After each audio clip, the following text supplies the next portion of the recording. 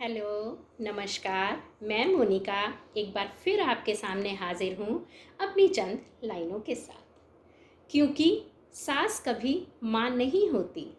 कहते हैं कोई सास कभी माँ नहीं बन सकती। वैसे तो वो भी एक माँ ही होती है, लेकिन अपनी बहू के लिए कभी माँ बनकर नहीं रह सकती।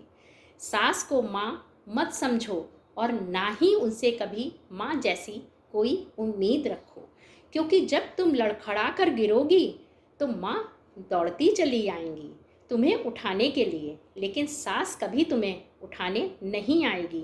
वो खुद तुम्हें उठना सिखाएगी। जब तुम पर या परिवार पर कोई मुसीबत आती है तो माँ हमेशा ढाल बनकर खड़ी रहती है, लेकिन सास तुम्हें आगे खड़ा करके ढाल बनकर लड़ना सिखाएगी। तुम सुबह देर तक सोती रहोगी, माँ तुम्हें कुछ नहीं कहेगी, लेकिन सास कभी तुम्हें सोने नहीं देगी। वो तुम्हें वक्त पर जागना और सतर्क रहना सिखाएगी। तुम कितनी भी देर दोस्तों से बातें करो, माँ तुम्हें नहीं रोकेगी, लेकिन सास तुम्हें हमेशा रोकती रहेंगी, ताकि तुम जिम्मेदार इंसान बनो और वक्त की कद्र करना सीखो। सबसे मुश्किल काम होता है परिवार को संभालना और उसे जोड़े रखना। इस काम के लिए सास से अच्छी टीचर कोई हो ही नहीं सकती, जो तुम्हें एक जिम्मेदार इंसान बनाती हैं और अक्सर खुद बुरी बनकर अपनी बहू के लिए भला ही सोचती हैं।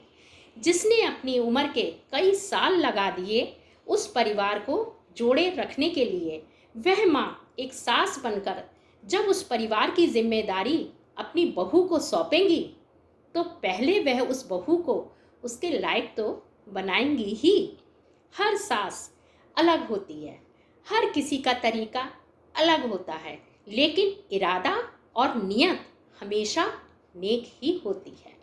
जो बहू सास के साथ निभा सकती, वो नहीं समझ पाती कि एक बिन डोर की पतंग को अक्सर हवा के साथ जहाँ चाहे वहाँ उड़ना होता है और फिर एक दिन ज़मीन पर आकर गिरना होता है। अगर जीवन में ऊंचाई को छूना है तो हमेशा अपनी डोर से बंधे रहो, जो तुम्हें खींचेगी, मन चाही जगह नहीं उड़ने देगी, लेकिन तुम्हें गिरने नहीं देगी। एक दिन चली जाती है वह सास सबकी बुराई लेकर और अपनी बहू को अगली सास बनने के काबिल छोड़ जाती है। सास को सास ही रहने दो, दूसरा कोई नाम ना दो। Thank you. आपका दिन मंगलमय हो। नमस्कार।